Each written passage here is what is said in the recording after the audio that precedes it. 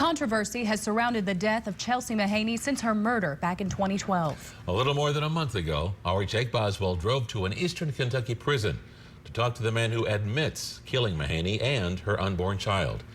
Jake joins us now in the studio with his special report. Gene and Andrea, I not only interviewed convicted murderer Charles Kopis, I was also able to sit down with the family of Chelsey Mahaney. We watched the entire 45-minute jailhouse interview together, and you can imagine their emotions were strong after it was all over. But still, their strongest emotion is their love for Chelsey.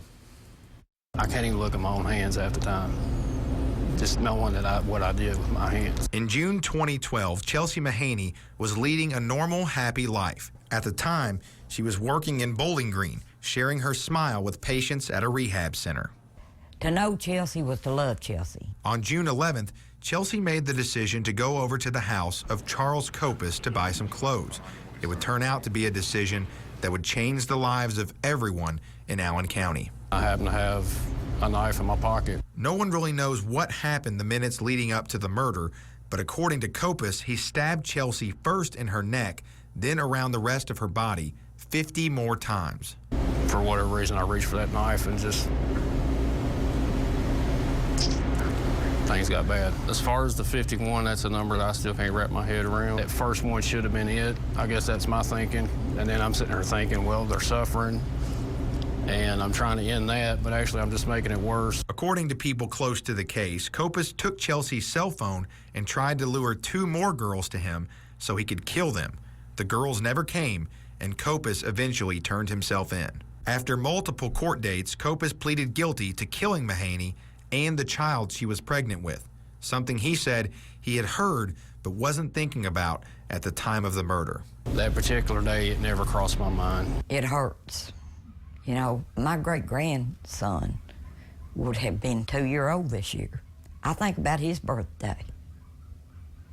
I never did get to see him. Chelsey was Diane Mahaney's only granddaughter, and she knew what type of mother she would be. She'd take it, he'd try to pay her, she wouldn't take a dime of the money back. You know, that's the kind of person Chelsey was. She was a giver, not a taker. As the days go by, Chelsey's memory is as strong as ever in the minds of her family, but it doesn't make her absence any easier. Her birthday comes around on January 28th. I think about her birthday every year, her Christmas, and that's something, you know, you never get over. I'd give anything in the world if I had her back. But then, when I look at my life, I don't want to bring her back into this type of world. Before Kopis was sentenced, he was called a monster by a member of Chelsey's family, a sentiment that hasn't changed. But I hope and pray that the people in prison can give him a surprise every year at Christmas. His birthday comes around. The inside view of prison walls has Charles Kopis reflecting a lot. He says he's sorry for what he's done, but he knows people aren't ever going to forgive him. Do you believe in heaven?